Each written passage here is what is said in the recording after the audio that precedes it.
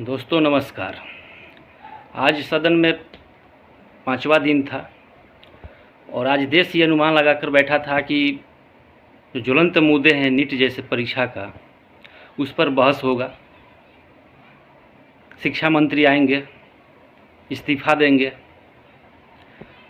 या रद्द करने की बात करेंगे या सत्ता पक्ष उस पर विचार करने की बात करेगा। लेकिन आज भी हंगामे के बीच निकला और जो ओम बिरला का पहले से जो तौर तरीका रहा है, आज भी वैसा ही दिखाई दिया। विपक्ष के नेता राहुल गांधी जब सदन में नीट पर बोलना चाहा तो एक बार फिर से उनके माइक को म्यूट कर दिया गया। पहले भी जब अडानी और मोदी के बीच रिश्तों पर जब वो सदन में बोल रहे थे तो उनका माइक बंद किया गया था लोकसभा स्पीकर के द्वारा। और ठीक आज भी जब नीट पर वे बोल रहे थे, वो एक संदेश देना चाहते थे उन युवाओं के लिए जो सड़क पर है, 24 लाख परीक्षार्थी जो सड़क पर हैं, तो उनका माइक बंद कर दिया गया। जो लगातार तानाशाही प्रक्रिया चल रहा है, इसी को बचाने के लिए और संविधान युक्त कार्य हो, संविधान बचाने की जो कार्य हो, इसको लेकर के विपक्ष लगातार चुनाव में भी गई, सदन में भी गया।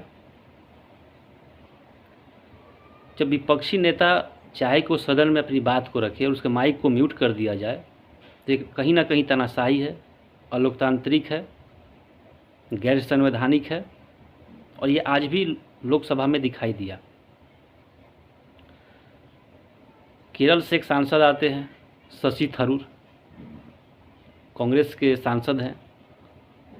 जब वो शपथ ले रहे थे तो शपथ लेने के बाद उन्होंने अंत में जय संविधान कहा और जैसे ही उन्होंने जय संविधान कहा, लोकसभा स्पीकर को जैसे लगा कि मिर्ची लग गई हो, उनको बहुत बुरा लगा। जबकि उसी सदन में हिंदू राष्ट्र और कई तरह की बातें किया गया, उस पर रोक टोक नहीं किए।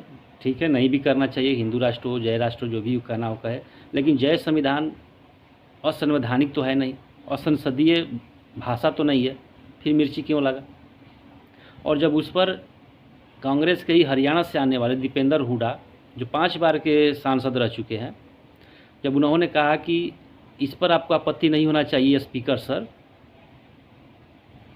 तो स्पीकर जो ओम बिरला हैं, इनका रवैया गजब है, इनके बोलने का ढंग। ये कह रहे हैं कि क्या मुद्दा उठाएं नहीं उठाएं, किसको रोके किसको नहीं रोके, ये मत सिखाओ हमको, बैठो।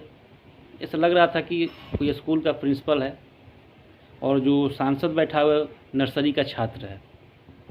इसी के तो खिलाफ लड़ाई लड़ रहा है विपक्ष कि किस तरह से सदन में अलोकतांत्रिक प्रक्रिया चल रहा है, तानाशाही चल रहा है। पिछले जो 17वीं लोकसभा था, एक ही बार में 100 सांसदों को बाहर कर दिया जाता है, लेकिन इस बार विपक्ष मजबूत है, पहले जैसा विपक्ष नहीं है। और कांग्रेस भी मजबूत है, इस बार 99 सांसद उसके हैं। तो इस बार ये ध्यान में रखना होगा कि अलोकतांत्रिक तरीके से, तानाशाही रूप से आप संसद नहीं चला सकते हैं। इसमें क्या गलत था जब राहुल गांधी नीट पर बात कर रहे थे और वो संसद में जाने से पहले वो छात्रों को ये वादा किए थे कि उनके आवाज़ को मैं उठाऊंगा, और जब वो आवाज़ उठा रहे थे तो उनका माइक बंद कर दिया गया।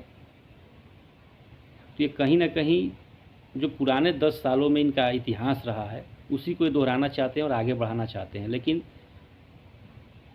अब जो विपक्ष है वो बहुत मजबूत है, वो संविधान की लड़ाई लड़ेगी, वो संविधान का बात करेगा और इसे कोई रोक नहीं पाएगा।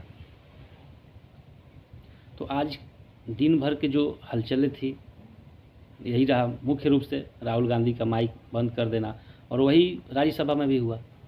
राज्यसभा में भी जब प्रतिपक्ष के नेता मल्लिकार्जुन खड़गे, जो कांग्रेस के राष्ट्रीय अध्यक्ष हैं, जब उन्होंने भी नीट पर बोलने की कोशिश की तो उनका भी माइक बंद कर दिया गया। तो क्या लोकतंत्र में माइक बंद कर देना सही है, जायज़ है, ऐसा होना चाहिए?